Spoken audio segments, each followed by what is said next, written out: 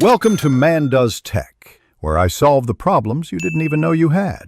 You begin by confirming the essentials. Apple TV is powered and on the same Wi-Fi as your iPhone, and you're signed into the same Apple ID.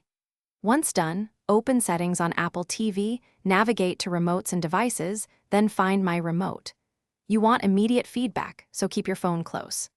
This initial step lets the TV search for the remote's Bluetooth signal and prepares the system to ping it or show last seen location, so you can act quickly.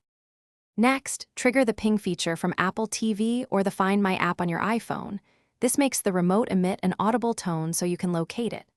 While pinging, watch the TV for an on-screen map or last seen timestamp.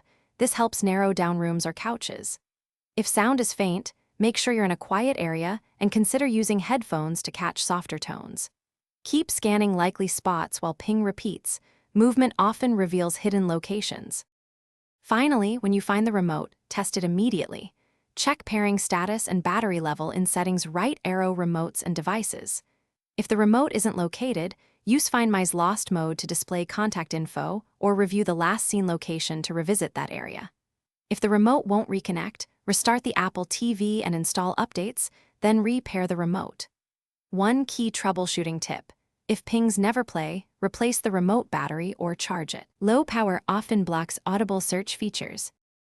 Thanks for watching. If you found this helpful, don't forget to like and subscribe.